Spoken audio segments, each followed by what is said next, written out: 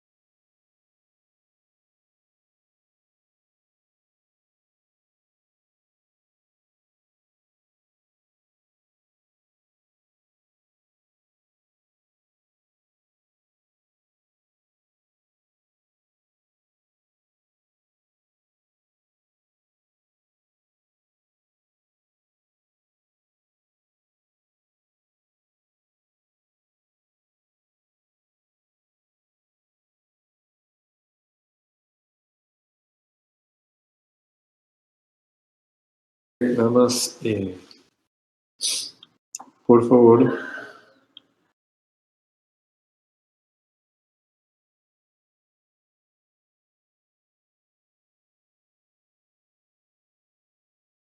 Avísenme si se ve la pantalla de la presentación.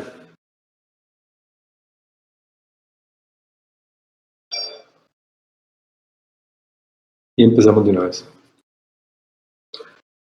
Avísenme por audio. Es que cuando yo lo abro aquí no puedo ver el chat. Sí, doctor, ahí está perfecto. Bien, perfecto. Bueno, empezamos la clase de hoy, que es sobre trastornos tóxico-metabólicos nutricionales.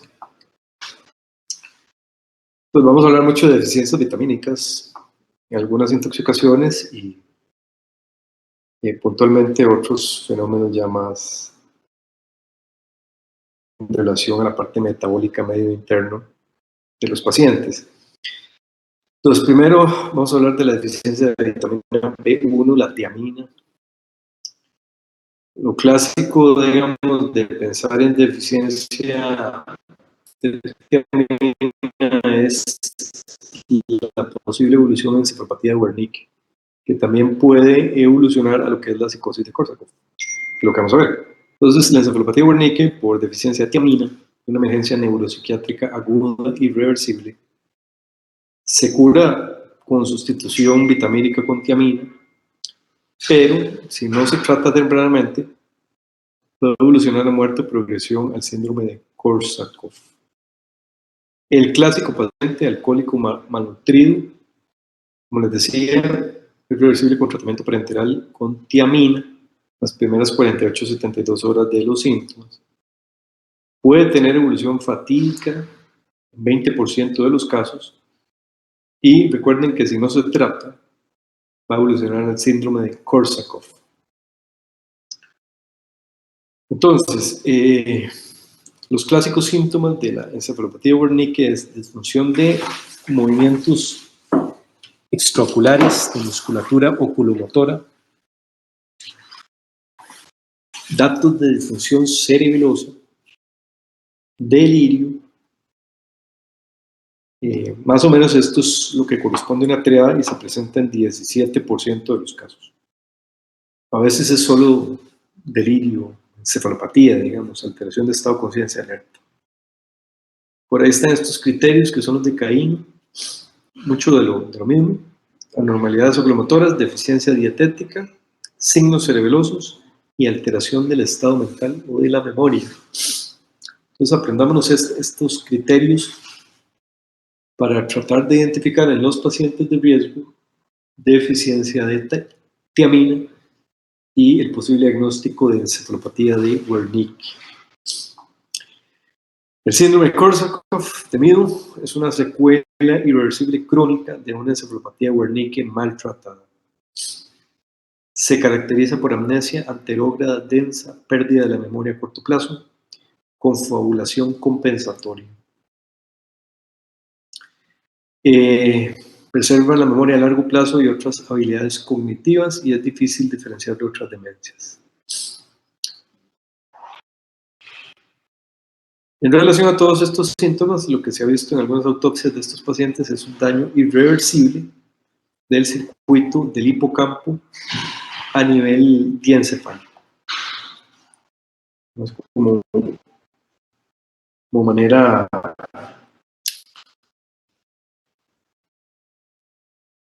de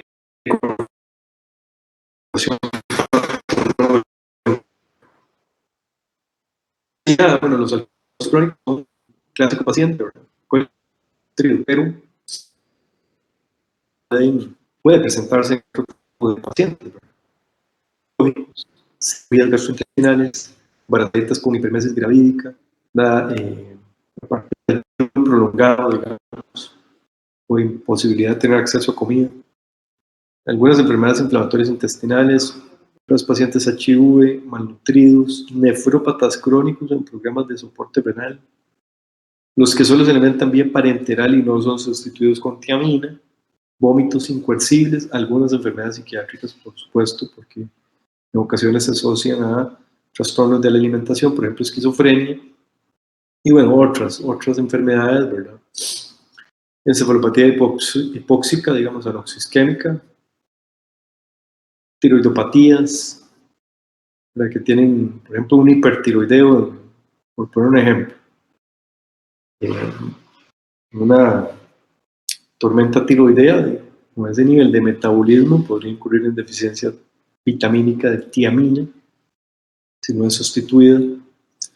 Igual, diarreas incoercibles, desbalances dietéticos de todo lo que se les ocurra, algunas intoxicaciones. Bueno, ya estos son otras enfermedades tal vez menos frecuentes, ¿no? Ahora, ¿cómo se cura? Bueno, ya lo dijimos, sustitución vitamínica, ¿no? Con tiamina. Ahora, vienen un montón de esquemas aquí en esta tabla, ¿verdad? Básicamente en relación a guías. Tal vez quedémonos con esto, el Royal College of Physicians, que es del United Kingdom, 100 miligramos solamente IV por 5 días. Por día, por 5 días. Eso es lo mínimo que debería recibir el paciente. IV o intramuscular, pero por 5 días. En esos pacientes bajo sospecha de riesgo de encefalopatía Wernicke-Korsakoff, ¿verdad? O ya con la confirmación diagnóstica. Ahí vienen otros esquemas. Vemos que para motivos prácticos quedémonos con este primero. ¿Perdón?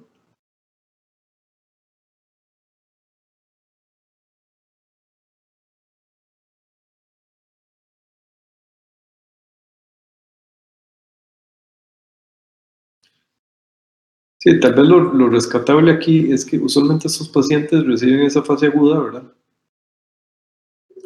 Y vean que, por ejemplo, vean que, por ejemplo, hay esquemas que continúan la sustitución vitamínica incluso por 1 o 2 semanas. Aquí el punto es que probablemente la mayoría de estos pacientes, resuelta esa fase aguda con esa sustitución vitamínica, van a continuar recibiendo la tiamina por algún tiempo. Bien. Luego está la deficiencia de vitamina B3, que es la nicotinamida, y la enfermedad clásicamente asociada a esta deficiencia vitamínica es la pelagra. ¿Qué es esta? Esta enfermedad de la piel.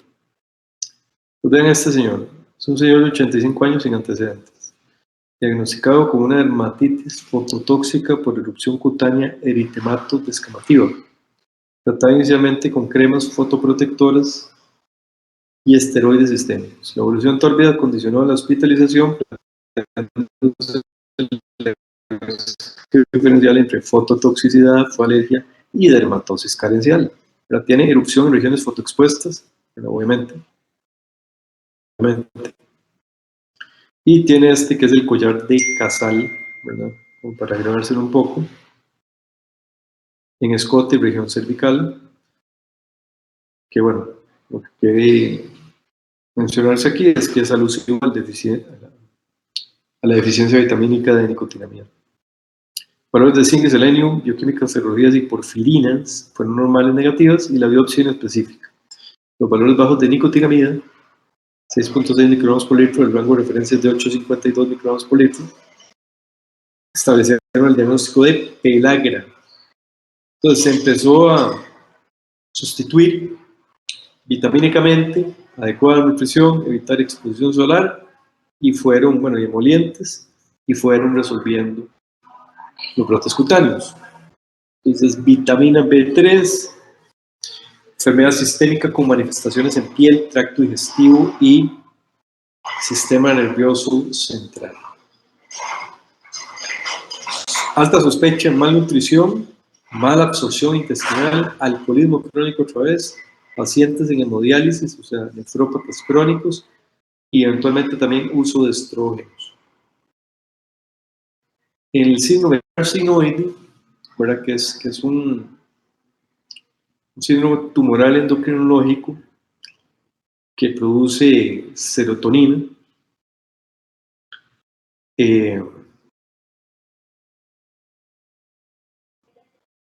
Y de ahí son pacientes que hacen síndromes serotoninérgicos.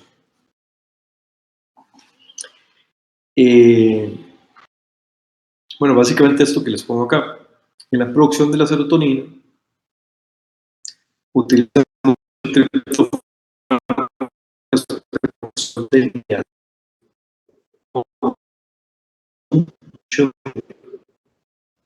vitamina B3, niacina, nicotinamida, sinónimos, y pueden ocurrir carencias vitamínicas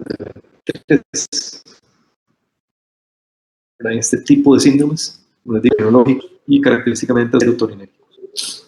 Tenía características de dermatitis, diarrea y demencia.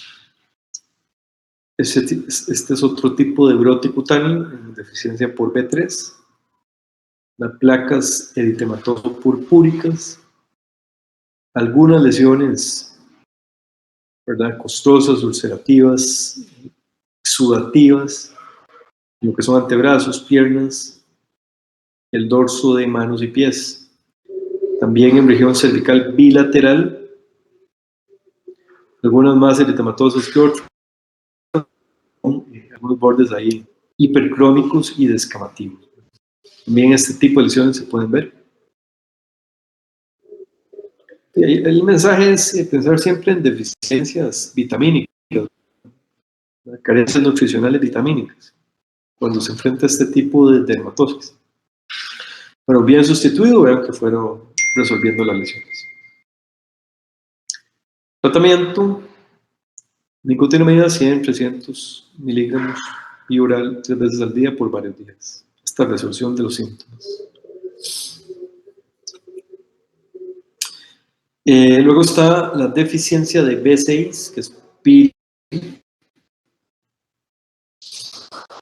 Es una de la supervivencia neuronal.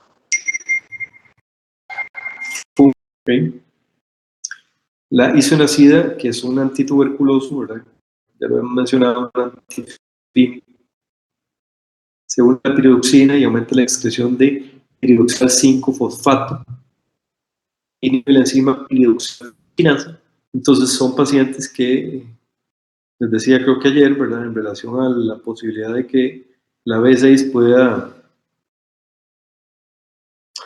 eventualmente asociarse, o la deficiencia de B6 puede eventualmente asociarse a neuropatía, ¿verdad?, en estos pacientes que usan antituberculosos, antifímicos, específicamente la isoniazida. Entonces estos pacientes siempre tienen que sustituirse con B6. Entonces son pacientes que se exponen a la posibilidad de neuropatía periférica por déficit de vitamina B6. Es una vitamina que se encuentra en la leche materna, cereal, carne. Tiene estos bajos requerimientos diarios, ¿verdad? Punto 1, punto 3. Durante la infancia aumentan un poquito, 1.4, 1.6 miligramos al día, miligramos al día durante la edad adulta. Entonces puede este déficit causar neuropatía periférica, convulsiones, encefalopatía epiléptica, pueden incurrir en actividad epiléptica convulsiva y responden bien a la suplementación. Pero también hay errores del metabolismo en relación a esta enzima que ya mencionamos, ¿verdad? Ahí se me fue el nombre, perdón. Piridoxal-fosfoquinasa. Hay errores innatos del metabolismo en relación a piridoxal-fosfoquinasa, que también pueden conllevar déficit tempranos en la infancia de vitamina B6 y, bueno, asociar toda esta serie de síntomas que ya fuimos viendo, ¿verdad? Esto es lo que busca ejemplificar esta imagen. ¿Verdad? Vean que incluso pueden debutar tempranamente, ¿verdad?, en estos inborn errors con epilepsia, convulsiones debido a déficit de vitamina B6. Luego está la B9, que es el ácido fólico. Este es el ciclo de Krebs, el ciclo del ácido cítrico. cítrico, simplemente para ejemplificarles que tiene mucha dependencia del cofactor enzimático del complejo vitamínico B, pero bueno, por aquí no está la B9 todavía. Pero en esta otra imagen, vean cómo el ciclo del ácido cítrico se interrelaciona con el ciclo de la metionina y a su vez con el ciclo del folato. Aquí está la tetrafolato, que a su vez es la precursora eventualmente del ácido fólico, que ya es la B9. Y bueno, esto a su vez tiene interrelación con esta otra vía, que es la vía de tetrahidrobiopterina, que esta sí eventualmente va a tener o va a mediar parte de la síntesis del ADN, RNA o RN, y la síntesis del óxido nítrico inducible a nivel neuronal endotelial y la síntesis de neurotransmisores, por ejemplo, catecolaminas. Entonces, en alguna medida el déficit de B9 podría interferir en estos tres procesos. ¿Sí? Igual, aquí está esta otra gran tabla. Que nos vamos a enfocar en la B9, que es la que estamos hablando ahorita. Vean que se encuentra la B9 principalmente en todo lo que son vegetales, legumbres y algunos frutos cítricos. La dosis recomendada diaria es de 400 microgramos y digamos con un límite superior, ¿verdad? De acuerdo a recomendaciones nutricionales de 1000 microgramos. Bueno, esto ya lo acabamos de ver, ¿verdad? Son cofactores enzimáticos bioactivos principales en algunas vías y su déficit puede dar síntomas de anemia megaloblástica, que es una anemia macrocítica hipercrómica, neuropatía periférica, lesión a nivel de médula espinal principalmente de cordones posteriores, lo que hablamos de tracto de gracilis y cuneatus, ¿verdad? Entonces puede dar problemas de sensibilidad táctil, propioceptiva y vibración y anormalidades metabólicas que ya casi vamos a ver. Por ejemplo, de otra índole hematológica también, y bueno, ya vamos a ver eso. Va muy de la mano del déficit de vitamina B12. Bien. Vean que también puede tener otro tipo de alteraciones neurológicas como trastornos afectivos, trastornos de comportamiento, psicosis, ¿verdad? Demencia, incluso la concomitancia de enfermedad de Alzheimer y demencia vascular. Bien. Ahora, ¿cómo sustituirlo? Usualmente las tabletas que manejamos son de 1 miligramo y usualmente se prescribe igual, 1 miligramo por día, hasta eventualmente la resolución de todos estos síntomas. Igual son tratamientos crónicos, ¿verdad? A ver, ¿qué fue lo que llevó al paciente al déficit crónico para eventualmente también tratarlo? Esta, que es la B12, ¿verdad? Cianocobalamina, que como les decía va muy de la mano del déficit de ácido fólico. Esta es la vía de absorción en el cuerpo de B12,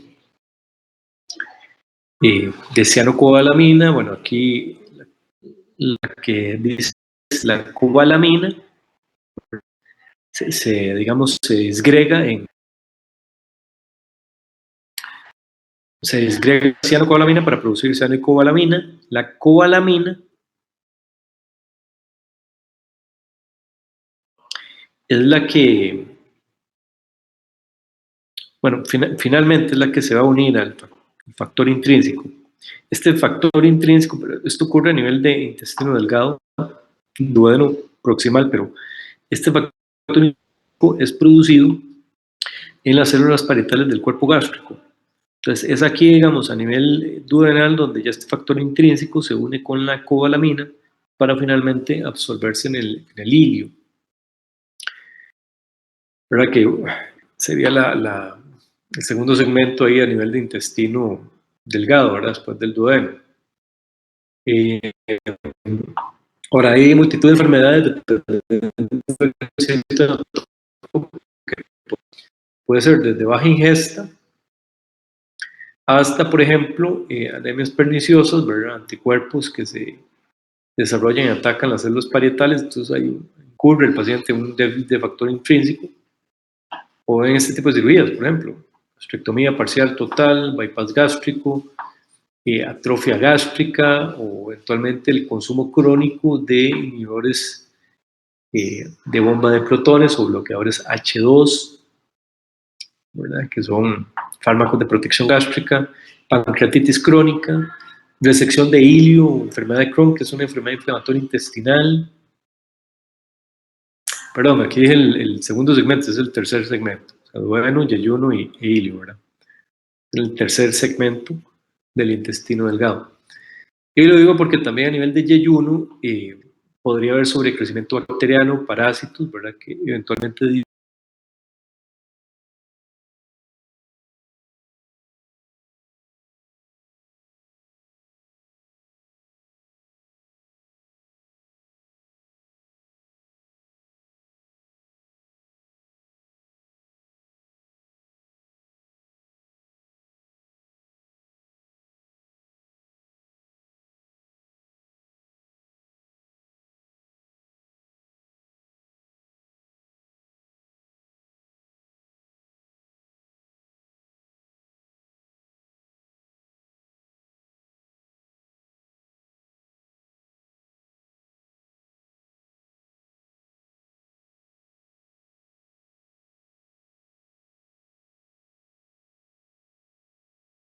en otra clase.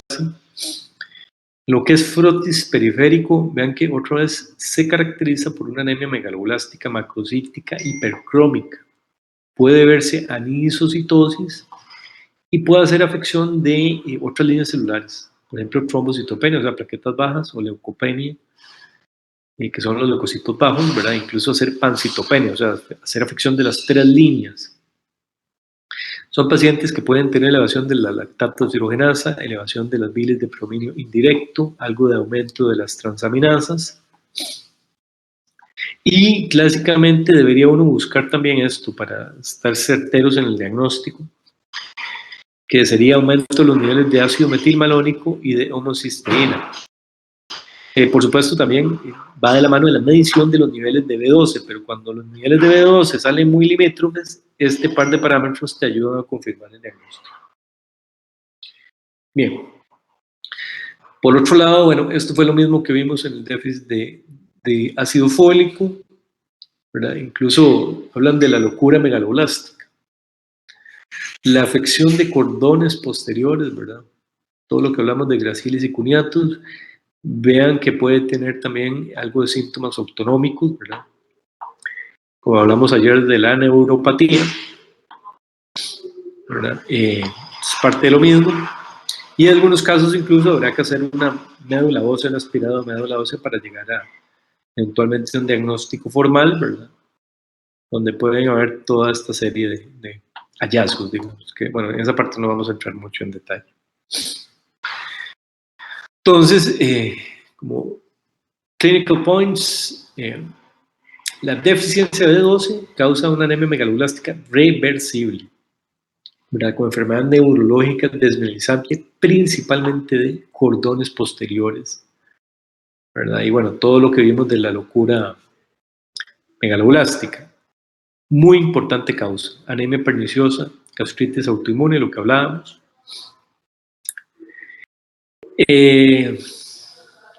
Bueno, ya vamos a hablar de esto, ¿verdad? Siempre hay que medir B12 y de manera ideal homocisteína y ácido metilmalónico. ¿Verdad? Vean que un ácido metilmalónico elevado es un estudio diagnóstico más específico y sensible. Para aquellos con anemia perniciosa o un síndrome de malabsorción intestinal hay que reponer B12 de manera indefinida. Y en relación a la dosificación, creo que la pongo al final, sí. Entonces ya la vamos a ver. Aquí, digamos, les pongo los cortes de esos 3 parámetros, ¿verdad? Hay que medir B12, ¿verdad? Vean que menos de 200 picogramos por ml, ¿verdad? Es ya diagnóstico de déficit. con su respectiva sensibilidad y especificidad. Pero tratar siempre de medir, si es posible, ácido metilmalónico, ¿verdad? Que debería estar más de 400 nanomoles por litro, si eventualmente hay déficit. Y también tratar de medir homocisteína más de 21 micromoles por litro, si eventualmente hay déficit. Entonces aquí viene un ejemplo que es una mujer de 57 años, empieza a quejar parestesias dolorosas en ambas piernas por un tiempo de 18 meses. Al examen físico se le documenta una alteración en la sensación o en la sensibilidad de propiocepción y vibración. Los niveles de B12 estaban en 205 picogramos por mililitro. ¿Verdad? Recuerden que el corte es este.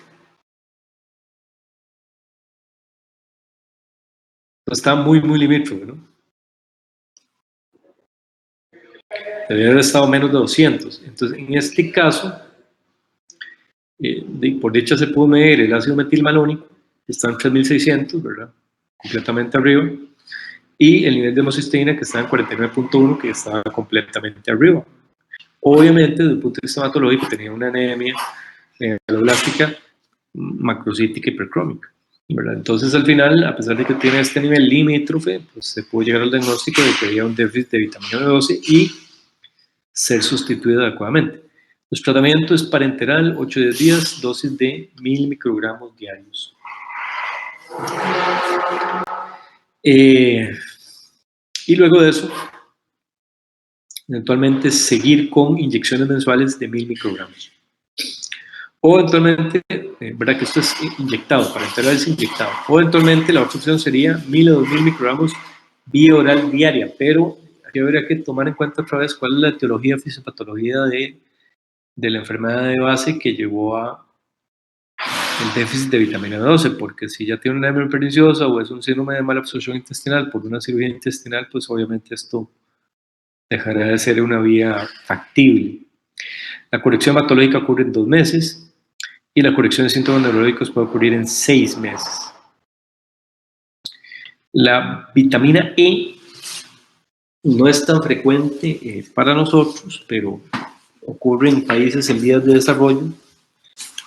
Se documentan niveles menores a 8 micromoles por litro cuando se miden, y lo que puede causar es neuropatía periférica progresiva, ataxia también, debilidad muscular, retinitis pigmentosa, infertilidad, demencia, acantocitosis en nefrotis de sangre periférica, que son como glóbulos rojos espiculados, y anemia hemolítica incluso, ¿verdad? No autoinmune, por supuesto. Este es la vía de la vitamina E, que es la vía de los tocoferoles y de los tocotrienoles. Simplemente ilustrativo. Vean en todo lo que se puede encontrar vitamina E, ¿verdad? Semillas, nueces, aceites, frutas, vegetales, granos, bueno, y otros, arroz, mantequilla de maní, etc.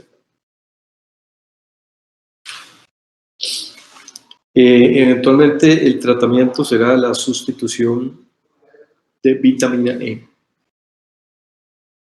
ya sea con dieta adecuada o suplemento vitamínico. Hasta resolución de síntomas y eventualmente resolución de los niveles bajos, y es que se vuelve a medir. La parte ya de tóxicos, ¿verdad? Terminando ya el capítulo de vitaminas, vamos a hablar primero del alcohol. Pues vean que el alcohol puede tener múltiples efectos nocivos. Aquí pongo todos los efectos sobre el sistema nervioso central. Vamos a ir detallando tal vez los más importantes.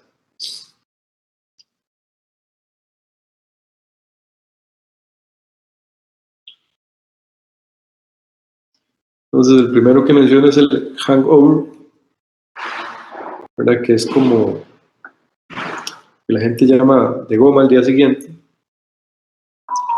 Se caracteriza por cefalea, tremor, náuseas, diarrea, fatiga.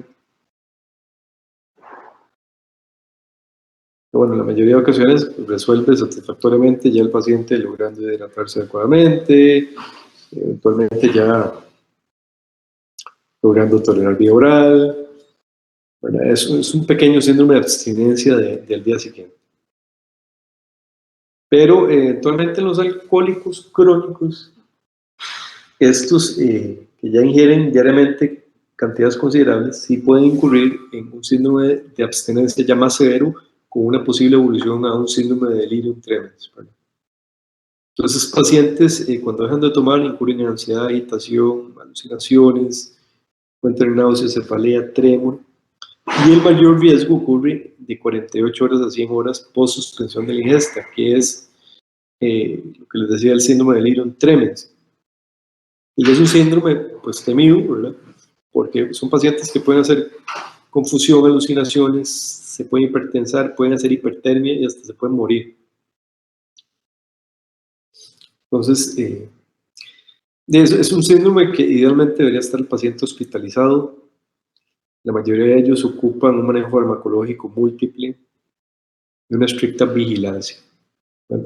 Se pueden tornar agresivos, violentos, muy agitados y bueno, pueden terminar evolucionando a disfunción orgánica múltiple si ya asocian otros aspectos clínicos, por ejemplo, tornan hipertérmicos refractarios. Otro efecto adverso es el desorden cognitivo afectivo cerebral. Pueden asociar disfunción ejecutiva, cambios de personalidad, desinhibición y comportamiento inapropiado, alteraciones del lenguaje, problemas espaciales, trastornos de ánimo, psicosis y trastorno obsesivo compulsivo. Esto ya más en relación a la ingesta crónica.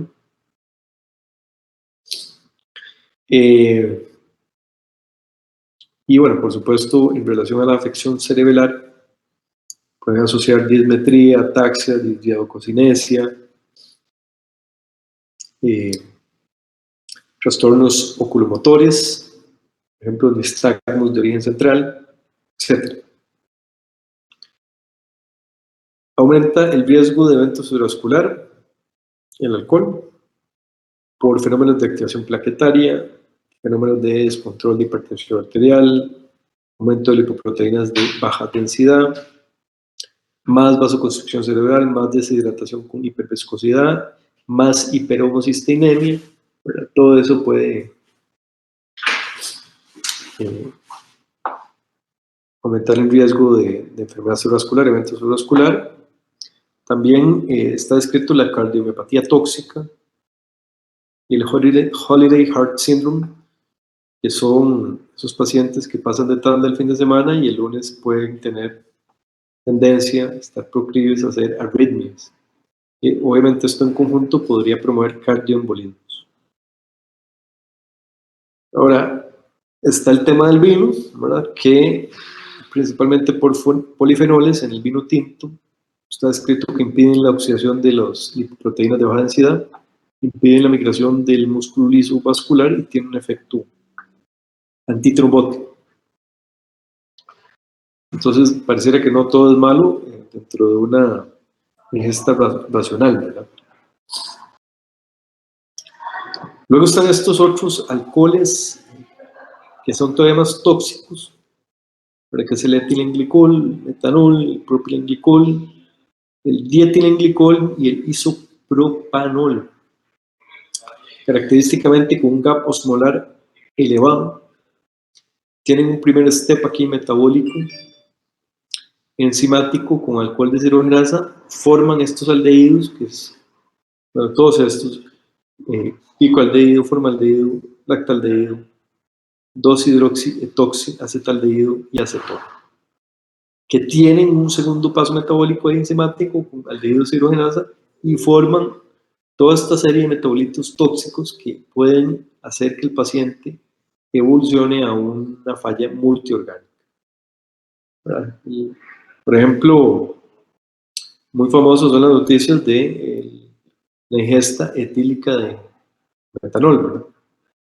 La ingesta alcohólica de metanol, ¿verdad? Y muchos de estos pacientes aunque suene un poco contradictorio, parte del antídoto, tratamiento es darle alcohol, porque el alcohol va a competir con este primer paso del alcohol deshidrogenasa y evita la formación de aldehídos.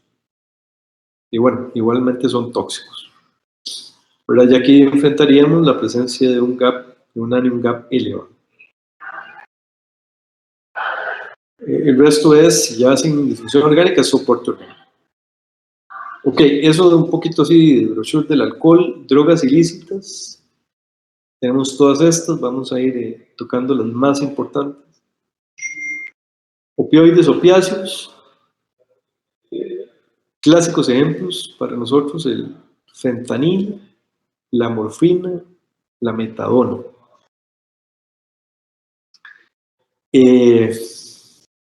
La codeína también está entre los fármacos de distribución ahí comercial, algunos antitusivos.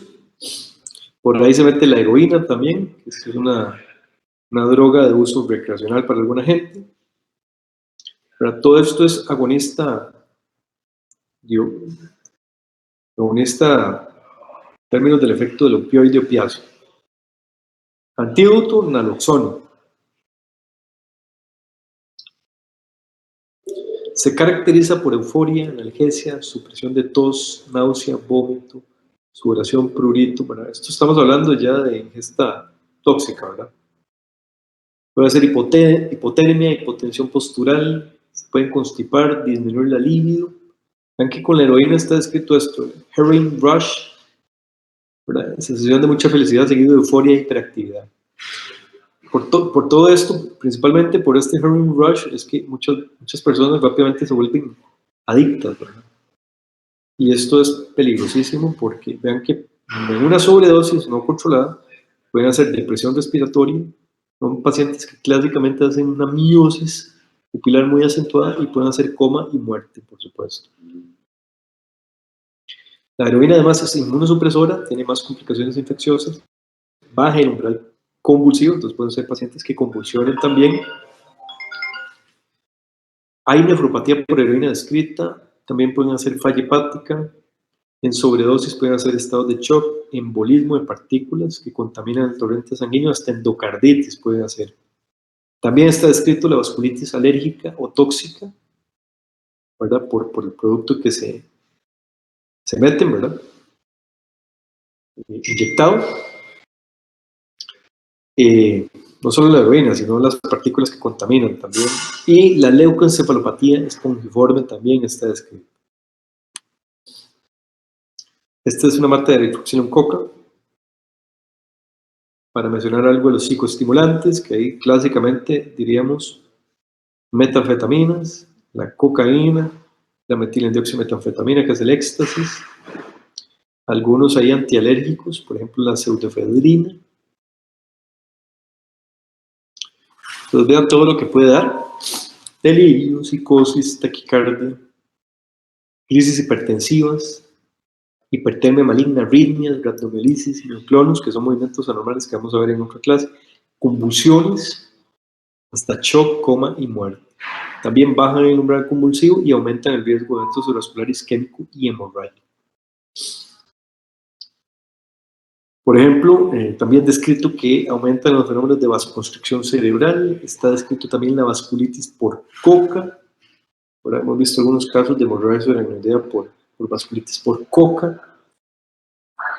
Fomentan la hipercoagulabilidad, aumentan la activación plaquetaria, también por coca.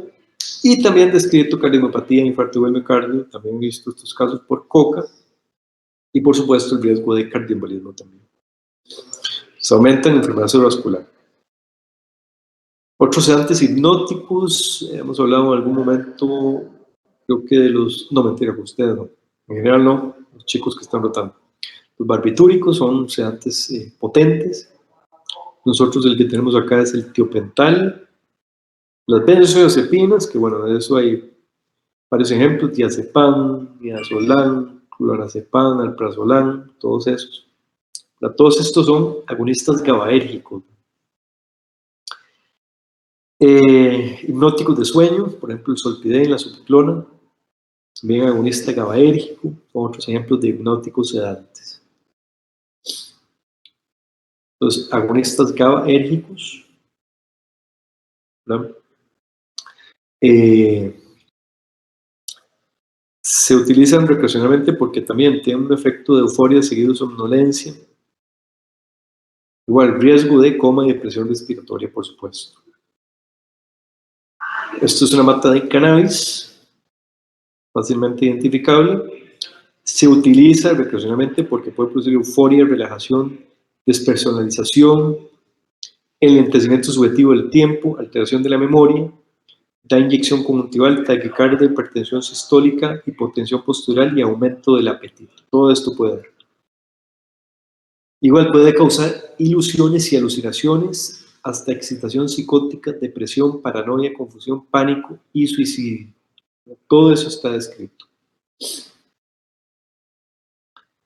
El LSD es un alucinógeno sintético, puede producir hipertensión, obnubilación, convulsiones, alucinaciones persistentes, es un vasoconstrictor, entonces aumenta el riesgo de evento cerebrovascular y aumenta el riesgo de suicidio también. Entonces, bueno, esto es igual, hablando del capítulo de tóxicos drogas, un pequeño libro short de los mismos. Vamos a hablar de intoxicación por monóxido de carbono, que era otro de los temas. Para introducir ese tema, les menciono esto. El monóxido de carbono se va a unir a la hemoglobina y forma la carboxihemoglobina. El problema con esto es que desvía la curva de disociación de la hemoglobina a la izquierda. Y entonces une el monóxido de una manera más afín que el mismo oxígeno. Entonces no libera el monóxido y no permite unir el oxígeno. Y aparte de esto, para empeorar las cosas, tiene 200 veces más afinidad que el oxígeno. Entonces termina por aumentar el estrés oxidativo e interrumpe la respiración celular, con lo cual obviamente lleva daño orgánico, por ejemplo daño cardíaco y neurológico. Entonces vean este flujograma ahí fisiopatológico, ¿verdad? Desvía la curva de disociación hacia la izquierda, forma la carboxihemoglobina, ¿verdad? Cuando obviamente ya participa el intercambio gaseoso y entra el torrente. En toda esta vía fisiopatológica, obviamente aumenta el daño neuronal, otro es neuroinflamación, estrés oxidativo, apoptosis, ¿verdad? Y finalmente necrosis, inflamación con daño neuronal y daño cardíaco. Esta es una cronología evolutiva en tiempo de una exposición crónica al monóxido, viendo los síntomas, signos, ¿verdad?, que pueden llegar a observarse, digamos que de menor a mayor nivel de exposición. Desde fatiga, cefalea, sensación de malestar general, ansiedad, depresión, náuseas, alteraciones neuropsicológicas, vómitos, ya sensación confusional, aturdimiento, hasta convulsiones, ataxia, infarto del miocardio, pérdida de la conciencia e infartos cerebrales y muerte. Pero ya en esta última etapa, fenómenos de neuroinflamación y de hipoxia tisular. Entonces, para puntualizar, puede dejar secuelas neuropsicológicas, puede hacer que los pacientes evolucionen a demencia, psicosis, secuelas afectivas, alteraciones motoras y de la marcha, neuropatía periférica, trastornos del sistema vestibular, por ejemplo hipoacusia, y lesiones a nivel de ganglios de la base, además de atrofia a nivel de hipocampo, que es estas imágenes de resonancia en cortes axiales y coronales lo que busca ejemplificar. Estas lesiones a nivel de sustancia blanca, ganglios de la base, lesiones a nivel hipocampal. El tratamiento en una intoxicación aguda es oxígeno a la más alta fracción inspirada posible, normovárico inmediatamente, y luego hiperbárico, o sea, una presión supraatmosférica, igual con alta fracción inspirada de oxígeno, para tratar de disminuir las secuelas cognitivas que ya describimos. De base, las secuelas cognitivas a las 6 semanas pueden llegar hasta el 25% y de este 25% pueden disminuir un 46% si hay un tratamiento con oxígeno hiperbárico en una cámara hiperbárica tempranamente. Y el último tema es la mielinisis pontina, extrapontina, que bueno, me gusta llamarlo de una manera más correcta, desmielinización osmótica pontina extrapontina, que fue en primera instancia descrita por Adams en 1959 como una lesión simétrica central pontina, o sea, de puente desmielinizante en un alcohólico crónico, donde se presentaba una hiponatremia crónica que rápidamente fue corregida. Un sodio bajo crónico que rápidamente fue corregido. Pero bueno, a la larga se ha visto que no solo podría afectar estos fenómenos de desmielinización en puentes, sino también fuera de puente. Por ejemplo, cerebelar, unión sustancia gris-blanca neocortical, tálamo, subtálamo, amígdala, globo pálido, putamen, caudado y cuerpo geniculado lateral. Todos esos sitios neuroanatómicos. Tiene estos pasos de fenómenos fisiopatológicos de por qué suceden los fenómenos al final de desmielinización. Primero ocurre una deshidratación oligodendroglial con separación axonal de su vaina de mielina, mielonisis y necrosis. Segundo punto, apoptosis oligodendroglial por estrés metabólico, tratando de prevenir la deshidratación celular. Y tercer punto, una respuesta astroglial y macrofágica a la mielonisis osmótica, con acumulación de sustancias mielinotóxicas y finalmente el fenómeno de desmielinización. Entonces, el clásico ejemplo es el alcohólico crónico, ¿verdad? Que describe Adams, pero no solamente en ese perfil de paciente se describe, vean que todos estos también pueden ser causas de desmielinización osmótica si se corrige rápidamente la hiponatremia. Usualmente tratamos de no superar 8 medicamentos por litro en 24 horas, pero digamos que máximo 12 medicamentos por litro. Entonces, un paciente alcohólico crónico es el clásico. Digamos, un paciente que tenga hiponatremia crónica por otra causa, mayor riesgo si además asocia hipocalemia, los grandes quemados, desórdenes hematológicos, por ejemplo, leucemias, diabetes, todas estas posibles causas podrían asociar hiponatremia crónica, que si se corrige rápidamente pueden tener riesgo de desmielinización osmótica pontina, extrapontina. Este es un corte axial de una resonancia donde aquí se ve hiperintenso y hipointenso, pero esto es un fenómeno de desmielinización pontina en un paciente que se le corrigió muy rápido la hiponatremia. Obviamente, esto deja secuelas definitivas. El tratamiento, pues la prevención, sin duda. Y la corrección muy acuciosa, ¿verdad? Con controles seriados, ¿verdad? Para no superar los límites en 24 horas de la hiponatremia. Y bueno, sería eso por el día de hoy. No sé si tienen alguna duda.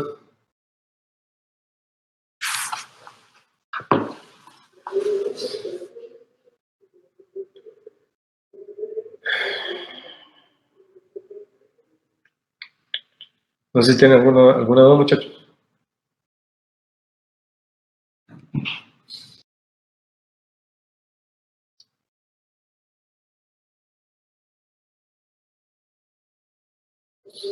Bien.